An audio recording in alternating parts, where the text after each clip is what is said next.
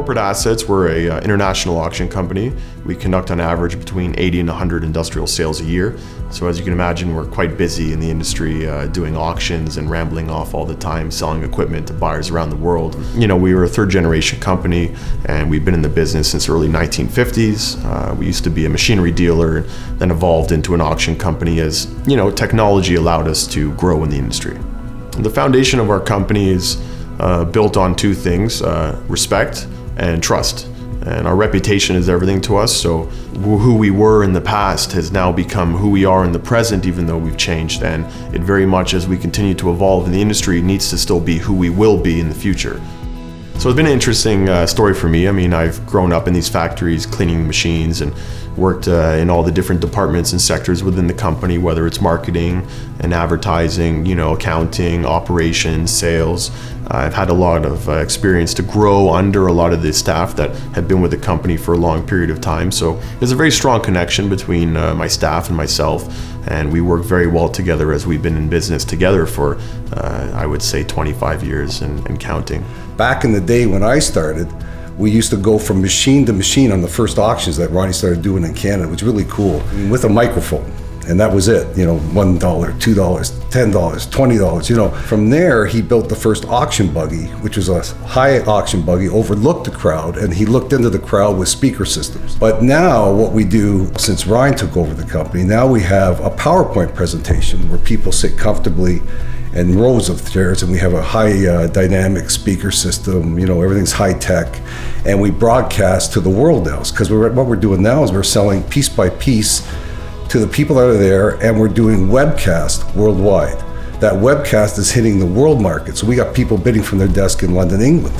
It's a whole different thing now than when I started. Getting buyers from all over the world now that can click a button online, whereas in the past, you know, the internet was not available to buyers, so they had to physically come to inspect the assets. This sometimes was cost prohibitive based on what they were interested in. So now an online buyer can then click a button and bid on a drill, and we could coordinate the logistics and shipping for them directly.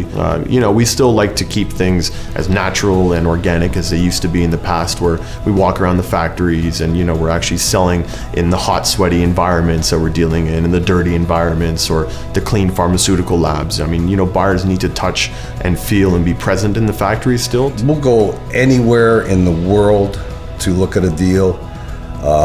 We'll compete with anybody hard, but we're fair. We're fair and honest people. We're trying to do good, honest business, and I think that's a dying breed in today's market. I think there's a lot of guys that we deal with that we see do things and we go, oh my God, they do this, they do that. Why are they taking this shortcut?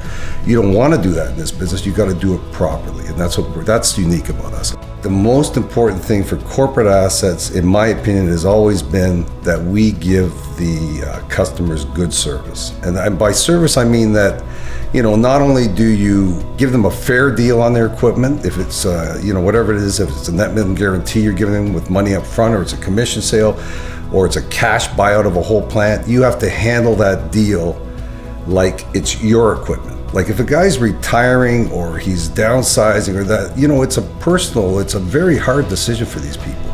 So they want someone to handle this that they can trust, that they can do the job for them, and that's what we want to do. Say what continues to drive me and us, our team, in pursuing the future is, you know, more opportunities, new opportunities. A lot of the new ventures that we've gotten ourselves into have been very fruitful and exciting, and keeps always changing the environment that we're working within.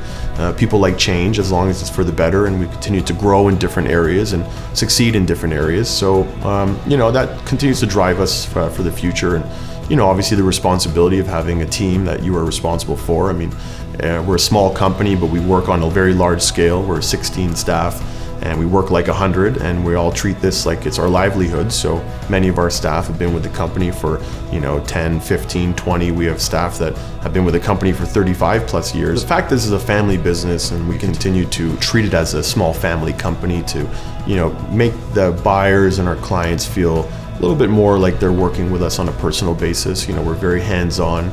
There's no issue that is too big or too small to get involved in. So, one day I'll be dealing with contracts and sales on a new project. Another deal I'll be dealing with a rigging and transportation company, helping load one of our customers at the site.